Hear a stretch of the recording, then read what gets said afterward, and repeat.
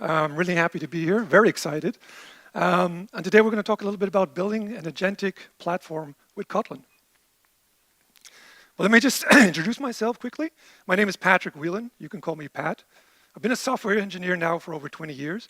I've been in the back end, I've been in the front end, I've been on mobile, which is where I met Kotlin and fell in love.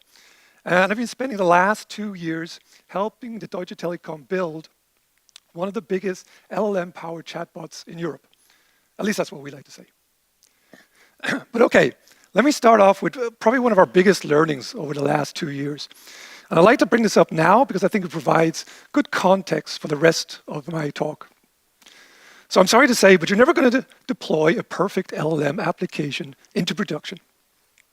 Doesn't matter how much testing you do, once you deploy it, it will simply behave differently, and therefore it is vital to continuously evaluate and improve your LLM application.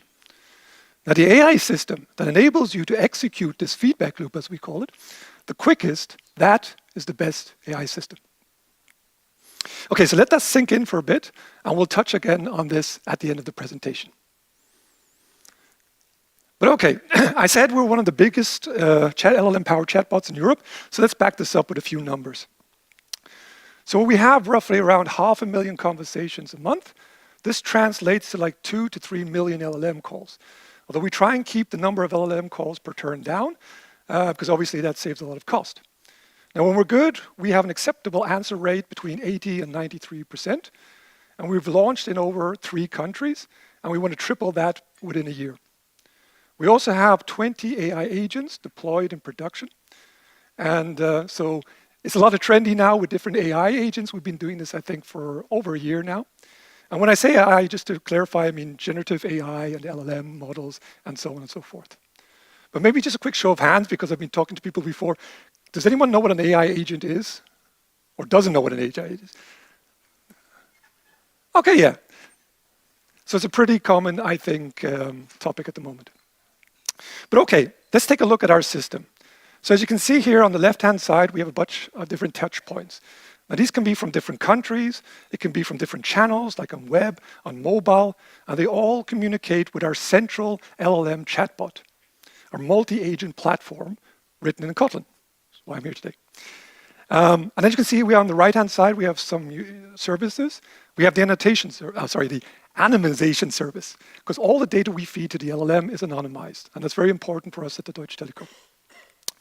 We have some memory, some cache, where we cache some data, but we don't really currently persist much data.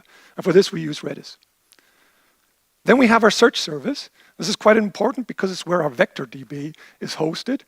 And currently, we're using Quadrant, which is also something I could recommend. And this vector database gets filled with these so-called RAG pipelines that are just these tasks that are run on different events, pulls data from different sources, and feeds the vector database with that data. Then here on the bottom, we have the customer APIs. So we let the LLM interact with your customer data so we can generate a proper response. And then on the right from that, we have here our LLM model.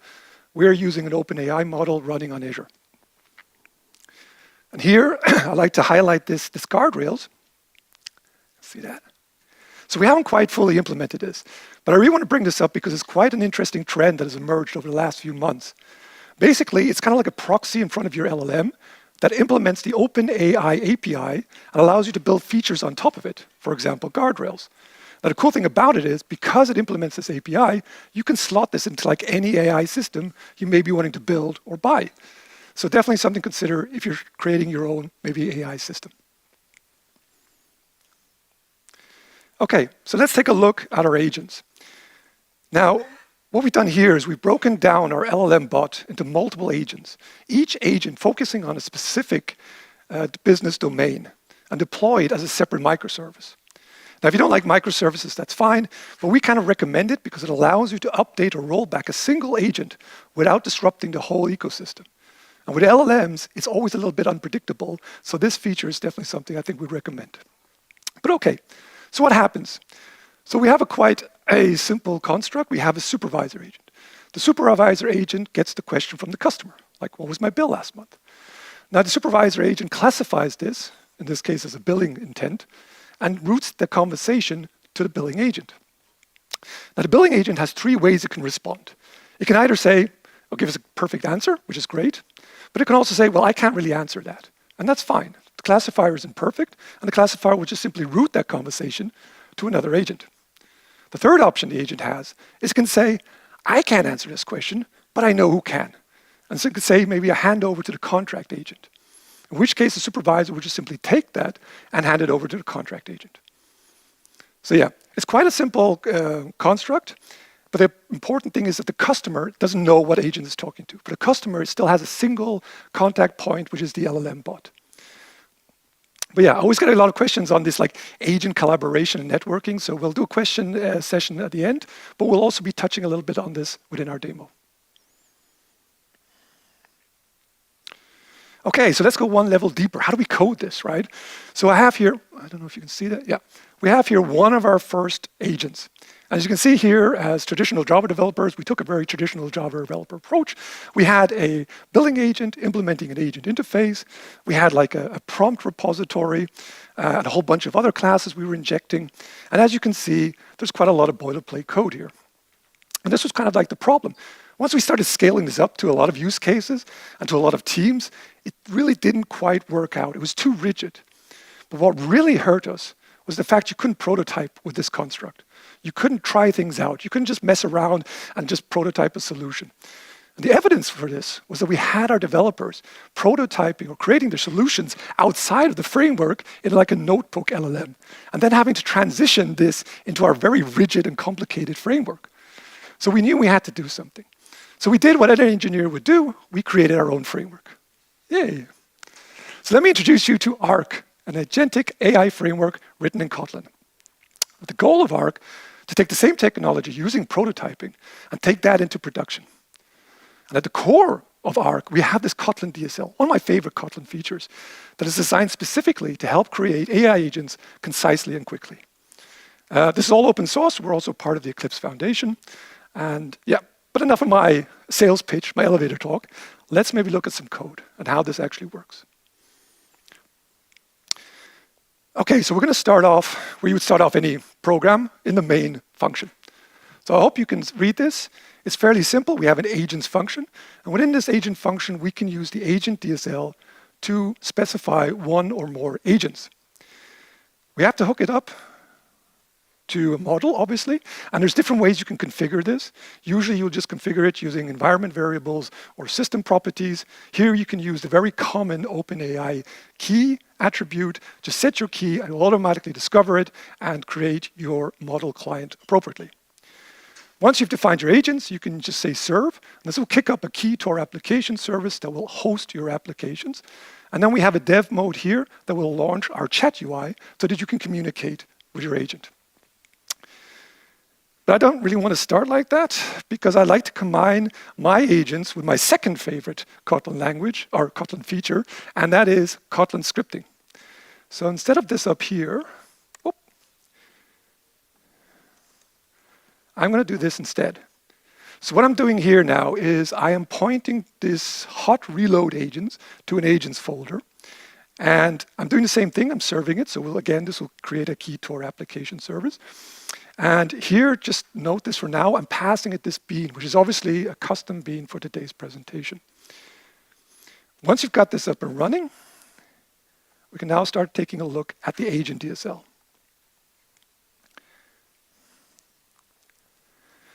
So this is Bit. So I'm going to split this demo in like two parts. I'm going to give you like a little introduction into the DSL, the basics of the DSL. And then we're going to do a little demo where we look at a supervisor agent and see how that can be done. But okay, I hope it's fairly clear what we're doing here. We have an agent.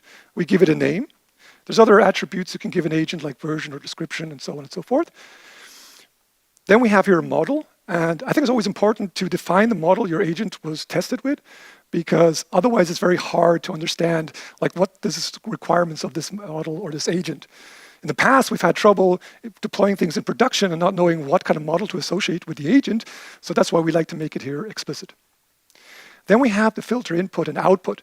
Now this allows us to transform or to validate the input and the output of the agent.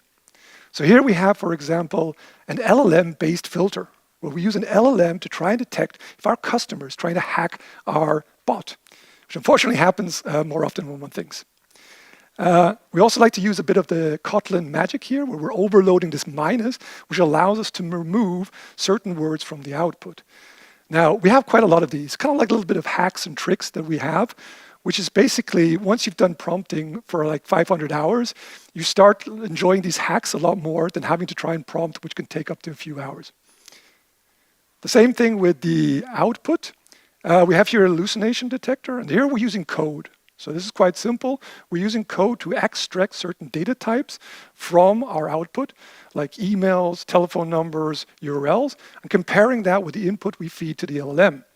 So this is a very cheap and easy way to detect these hallucinations. Then we come for tools. Tools, I think, is common knowledge now. LLMs can accept tools or functions that allows us to expand their functionality. More on that in a second. But now we come to the heart of the agent, where we have here our prompt. Now you can make multiple LLM calls throughout the agent, but the prompt is basically where we define the core instruction behavior of our agent. And as you can see here, we have kind of like a string builder concept going on, where we're using this plus sign here to allow us to build this prompt.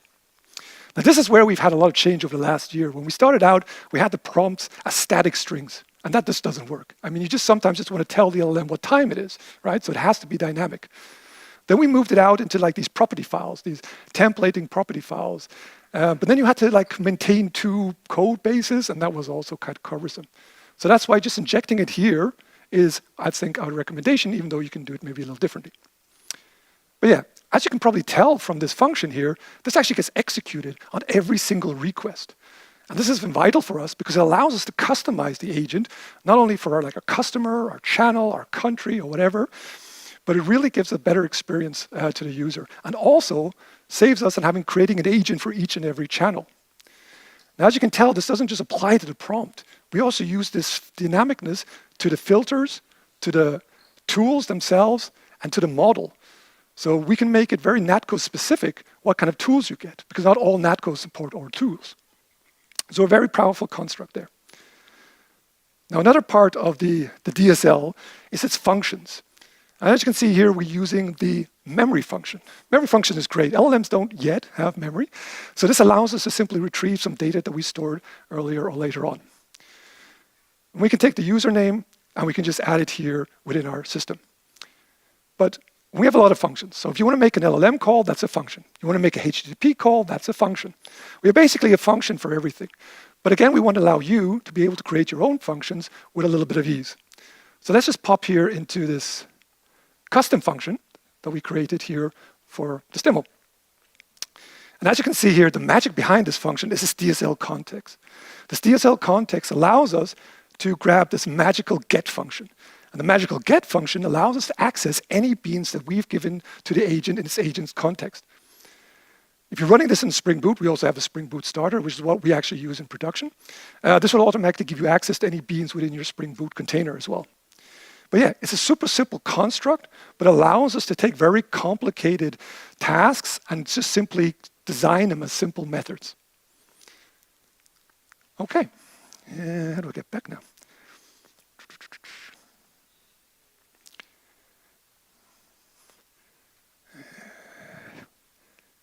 Where did you go?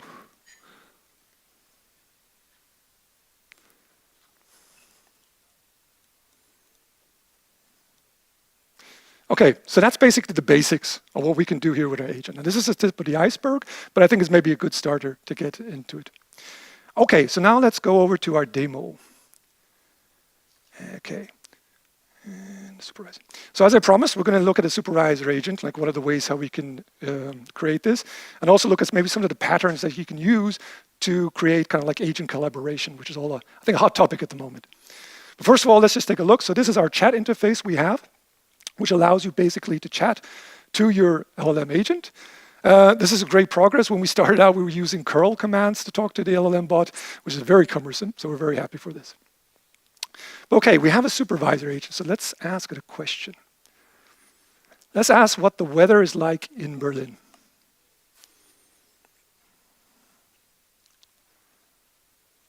Okay, so as you can see here, we have like 2 responses. The first response is more of a debug response. And it's telling me that it's calling the weather agent with the question, what is the weather like in Berlin? And it's giving the answer, which is 32 degrees, which is probably not correct. But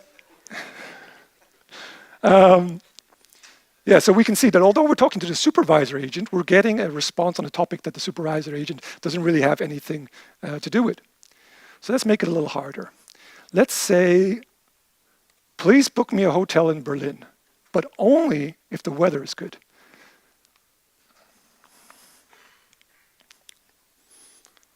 Oh, no. Wait, did it work? No, it didn't.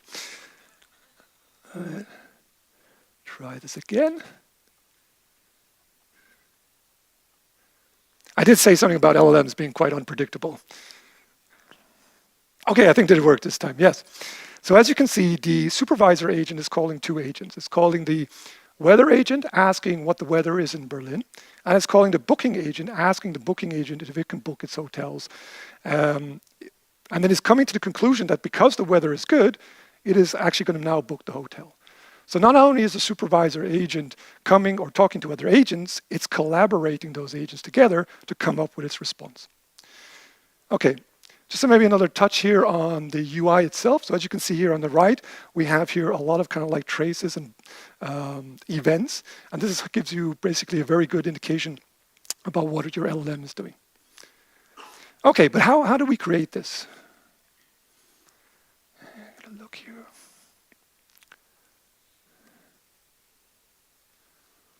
So again, you can see the syntax you're all hopefully very familiar with. We have our supervisor agent, and here we have a very simple prompt. And down here at the prompt, we're basically listing all these different agents that it has access to. Now I've done this here statically, but obviously we can make this dynamic. And then we have just simple prompting here. Now obviously if you want to take this in production, our prompts are probably like 3 times this size. But I was going to do a different demo, and I decided this is maybe more interesting, so I did this in like half an hour. Now, once we have here the supervisor agent, we have here this call agent function, right? So let's look behind that.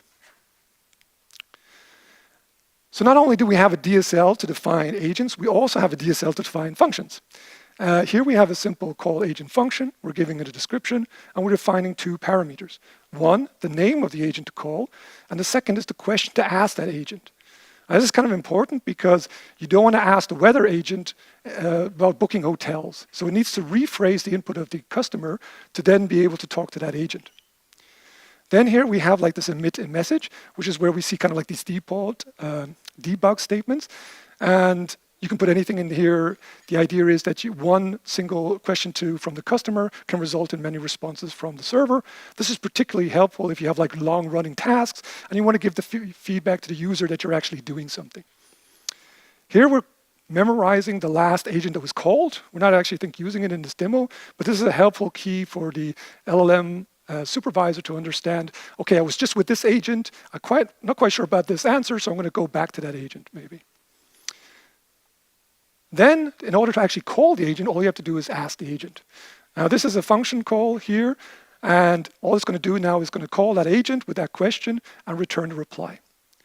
You have other options, though. So you have, for example, here the break to agent function, and this is pretty much what we have in production. So this means that we will hand over the conversation to the agent without having to integrate the response from the agent within our own response. And then we simply here return the reply. The cool thing about functions, or in general LLM functions, is all you have to do is return a string. You don't have to worry about modeling complex data models or DTOs. You just return a string. And we're going to see that if we look at maybe one of the other agents. So again, here's a super simple agent. I gave it a little bit of prompting saying you answer questions about weather. And here I'm just giving it a weather function. And as you can see here, I was faking it, which is why the weather was so good. But again, it's a great thing to just kind of like test and experiment with. Yeah, and that was it. One thing that again I think is cool about this kind of like construct we have, as soon as I make any changes here to any of the files, we have this hot reload. And so you can see here, we're now reloading that function. And this is kind of like a bit of a game changer for us because it allows us to prototype those solutions that I was talking about really quickly. Okay. So that's the demo part over already, unfortunately. Yes. One We don't actually use the script files. I showed you where we're using Kotlin scripting language. We're not only using this Kotlin scripting language, we're also using the custom Kotlin scripting language. So hopefully the Kotlin guys will keep that around. But we don't use this in production. We have a transpiler, which basically does nothing but copy those strips into a class the body of a class. So any of you have a better solution or a better idea on how to handle this, please contact me, because we don't want to take these scripting files into production, so we compile them in the end to normal Kotlin classes or Java classes if you want. Okay, so now once you've created your demo, you've launched it in production, what I've told you now is it's quite unpredictable. So now it's very important that not only you deploy your services into production, but you also observe them. Now, unlike traditional software where a single error code can tell you exactly what the problem is, with LLMs it's a little more complicated. But before we get to what kind of like software solutions are out there, let's talk a little bit about how do you even evaluate the quality of an LLM. And there's three reasons or three ways we can do this. We can use code, how I showed you with the filter, which is quick, reliable, and it's very cheap, but it's also obviously very limited. Then we have LLMs themselves, or LLM as a judge, as we like to say in the biz, where we get an LLM to basically evaluate how well a response is. Now, it's great at understanding human language. It's a little slower and a little more expensive. And unfortunately, it doesn't quite yet fix our issue, and we still need human people. Humans are still involved in this feedback loop at the moment, and they give simply the best quality, but obviously it's expensive and it takes some time. Okay, so now that we understand how we can evaluate the quality of LLMs, let's look about the tooling we can use to observe them. Now, I've got good news. So over the last few months, one of the key standards that has emerged in LLM observability is OpenTelemetry.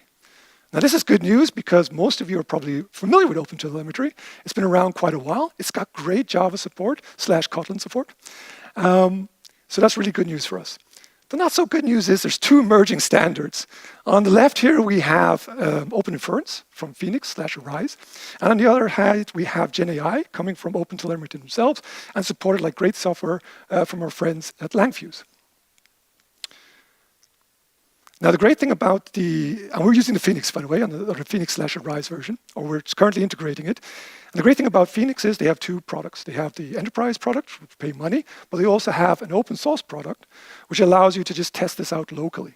And the cool thing is you can just run this with a single Docker command and to get this server up and running. So I'm not going to say I'm an expert at this, but I think it's definitely worth taking a little look at. So here you can see are some of the traces that we've done in our demo. And if I click on one of these, you can basically see here the same kind of abstraction what we have with our LLM agent. So we're not necessarily tracing on the function level. We're using here like the filter input block, the filter output block, the generate response block, the generate system prompt, and so on and so forth. Because a lot of the time, it's not your developers are looking at this. It may be your data scientists or even your business team looking at this. So if we can jump in here, we can see there's a lot of like features that are LLM specific. And I think probably all tracing tools out there are now adding these like LLM features to their tracing tools. So for example, here you can see the number of tokens that have been used. But that's just really a tip of the iceberg. What we can do here is we can take this communication that we've had with the LLM, and we can now put it here in our playground. And this allows us to experiment with different models, different prompts, and try things out so that we can improve. You know, always thinking about this feedback cycle of how we can continuously improve our LLM application. How do I get back? Another cool thing is you can create data sets. Data sets are so important if you want to test your LLM application because you need a lot of data to do that testing. As I said, all the testing you do still doesn't prevent the LLM from behaving completely different in production, but you can reduce that list or that risk by having many data sets. So being able to extract these data sets from your production data is very helpful. And then my favorite part, because I said humans are still in the loop. They still need to be here. They still need to give feedback on kind of like some of the quality of our LLM.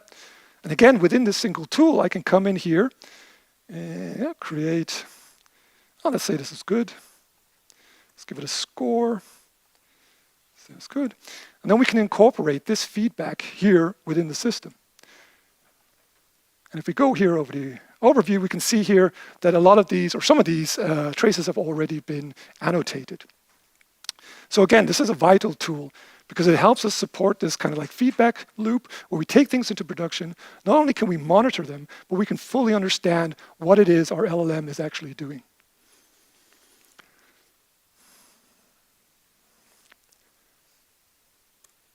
Okay, and there's a lot of other kind of like features built on these technologies. Cost estimation is obviously also a very important feature. Guardrail integration, conversation auditing, and so on and so forth. And I think whatever tracing tool you're using, they're going to probably be upgrading to these features in the future. Okay, so that brings us close to the end. Coming back to our feedback loop. So I hope it's maybe a bit more clearer now what it is we want to achieve with this, right? We want a technology that allows us to prototype and experiment fast. That's a big part of what we do when we create LLM applications. Then we want to be able to take it into production. We want to deploy often and we want to deploy quickly without breaking other agents. And this is where microservices really help because you can deploy or roll back a single agent without disrupting the whole ecosystem. Then once you have it in production, then you want to be able to monitor, see what your LLM is doing because there's no sentry alert that is going to tell you the LLM is doing things badly, at least not at the moment. And then you want to allow your business team or your experts, your business experts, to look at those conversations and to give feedback on what is working and maybe what is not working. And then you want that feedback pushed back into your solution, and then you want to get it out of production. So whatever system you're using or thinking of buying or thinking of building, this would be our, I'd say, recommendation to keep an eye on this. Okay. So yeah, thanks for joining. Thanks for listening. And please join us. So we've created ARC not just for ourselves, but pretty much for everyone here in the Kotlin community.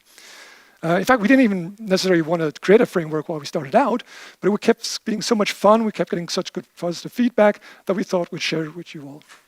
So please participate in any way you can, even if it's just give us a star. We always love those stars. We have 3 repositories that I'd like to talk about or hint at. The ARC framework, which I just showed you, which is right here. Then we have the Kotlin A2A implementation. So I think we're currently the only Kotlin implementation for this A2A. This A2A is the Google agent-to-agent protocol that was recently pushed. So there's like 2 of us here that are working on this, so we would love you to join. Michel Harakal is one of them. Because this could be, I think, very big. And it's these protocols that are really going to help us break into that very closed, I think, ecosystem. So I think it's important that we as Kotlin developers kind of like push this format as well. And then finally, we have our Eclipse Elmos project, which is basically everything I told you, just at an enterprise level with more enterprise features. Okay, I would hand over for questions. Thank you.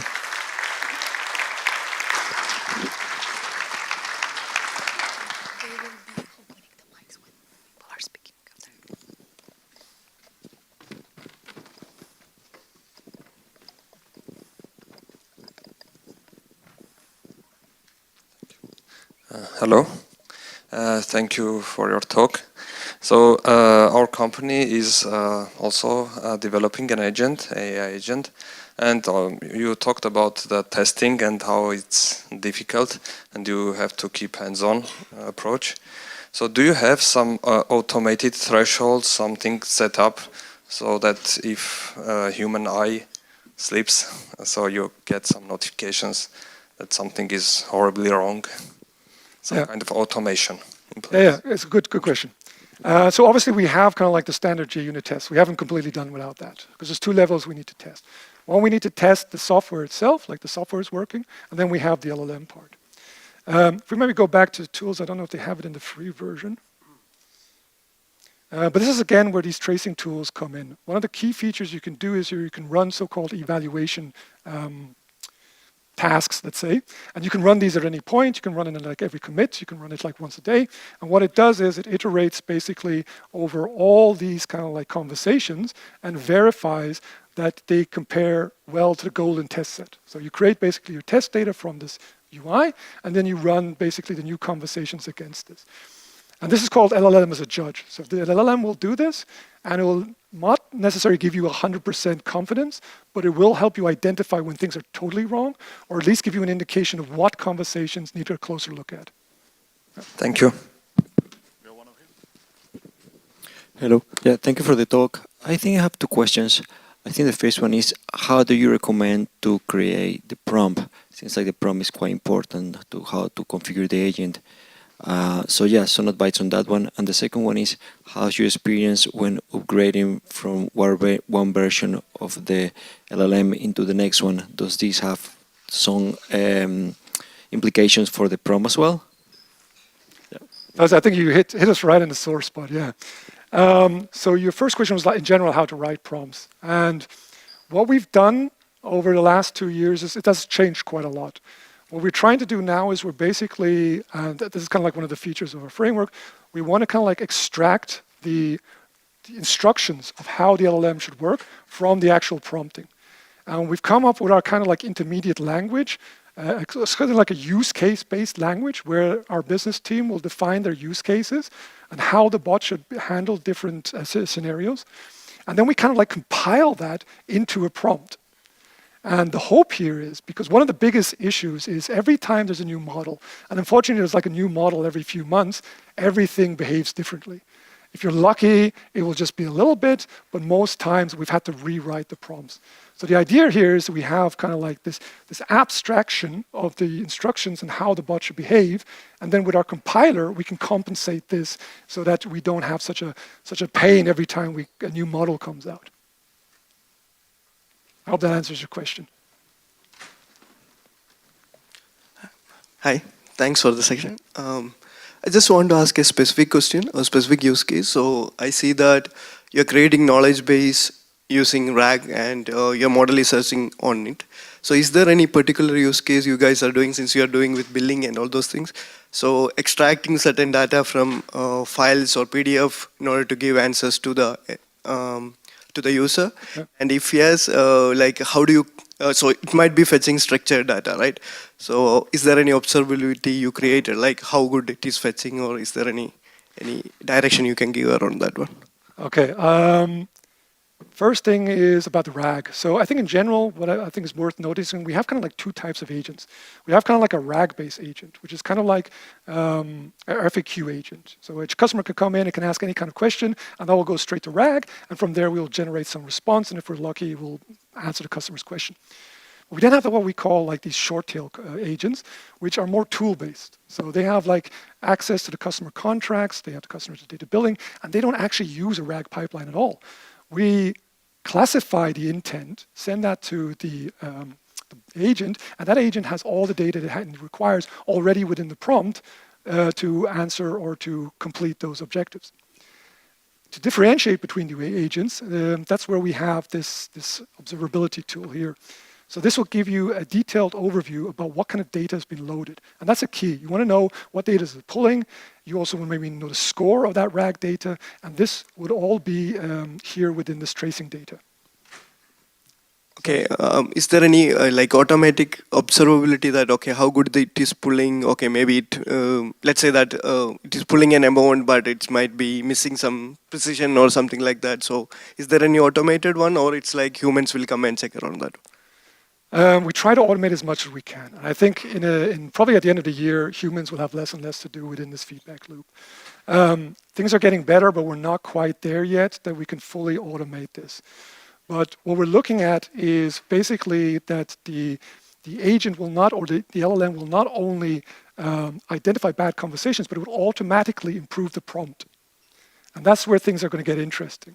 So I think once we've got this tool integrated fully and we have a full understanding or monitoring of like the quality of the bot, we'll let the LLM just basically continuously improve the prompting and going through this cycle. So we're not quite there yet, but I think that's definitely going to come. Yeah. Thank you. Yeah. I have a question. The framework seems quite high level, combining the tools and agents.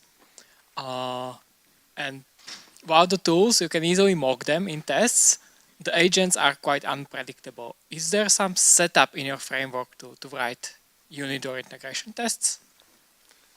Yeah, so we just, for our kind of like unit tests, we just use JUnit, the standard kind of like things. The cool thing about it now is that you can actually launch LLMs within a Docker. So if you wanted to do like a kind of like a full stack testing locally, you can do that. About the tooling, so for example, here within our UI, we can just create here like dummy tools that we can use to experiment. And again, because all I need to do is add text or return text, I can simply mock that without having to create kind of like complex data types. Another thing to mention is MCP, Model Context Protocol, is also a big thing. And we're also supporting this because I think going forward, you're not going to define maybe your functions within your agent. Your functions are going to be defined somewhere else, and your agent is just going to reference them and pull them in. Sorry, does that answer your question?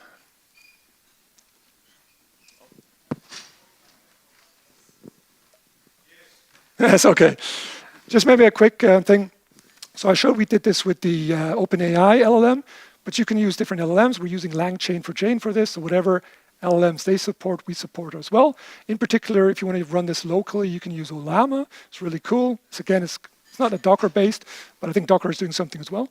So you can just launch your LLMs locally. Probably 8-bit or 8B or 8 billion is a good size for a standard desktop, but you can test a lot of this locally as well. I also have a question. Thank you for the talk. And how do you handle the security aspect? What I mean is you show that the agent connects to customer API, it connects to billing data. So are certain features only available if the user is already logged in?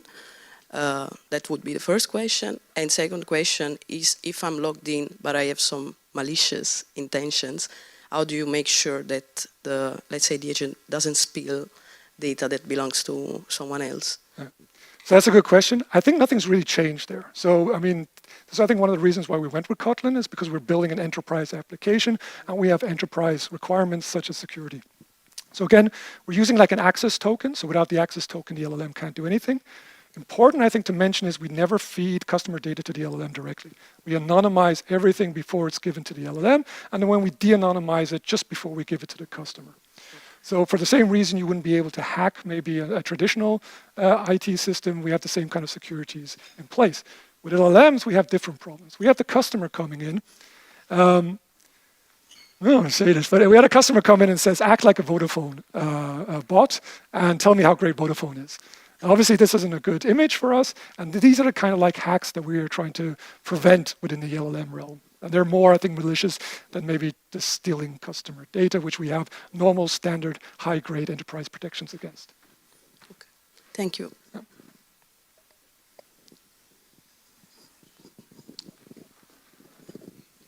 Hey, thanks for the lovely talk. I know this is Kotlin Conf, and I love Kotlin as much as everyone else here, but I'm curious if you consider using a different programming language, perhaps with like a maybe more mature ecosystem for solving this problem. Yes, I was waiting for that question. So why don't we use Python, I think was probably the core of that question. I mean, it's a good question. I think to best understand, you need to go back 2 years when we kind of like started this. And back then, there wasn't really anything there. There's no blueprints or really any kind of like agent frameworks at the time, but we knew we wanted to do like an agent construct. Also, what we built here with like this multi-agent, multi-channel, multi-tenant application was really an enterprise application we were building.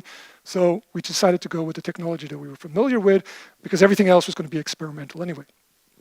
Now we do use Python. So for example, the search engine or the search service we have, that's Python. The vector database is, I should know that, but the RAG pipelines are also in Python. So we do use Python where it's necessary. I think if we were to do it today, that's a good question. Today, I think, as we're seeing so many protocols come into play, such as A2A and MCP, it's probably, we'll have to see if how longer it stays this very closed ecosystem. But I think we're also very lucky that we were able to build this because also, again, today, there are so many products you can buy for this like chat interfaces. I don't think the programming language is as relevant maybe as it was 6 months ago. But we'll see.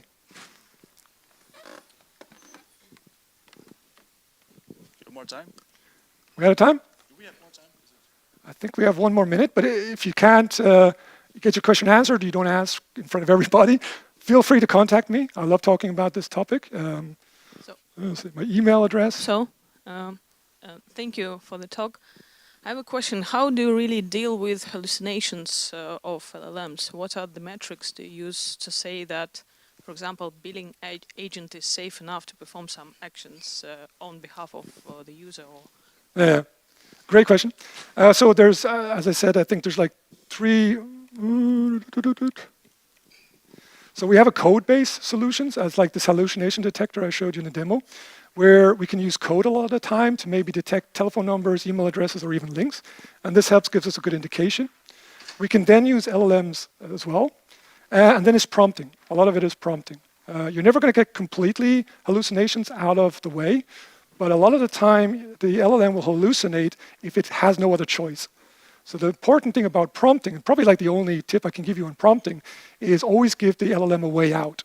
So within our prompts, you'll see something like, if you can't answer this question, or you can't associate this question to one of your topics, then just simply say you can't answer it. And that will give the LLM a way out, so it won't start hallucinating things.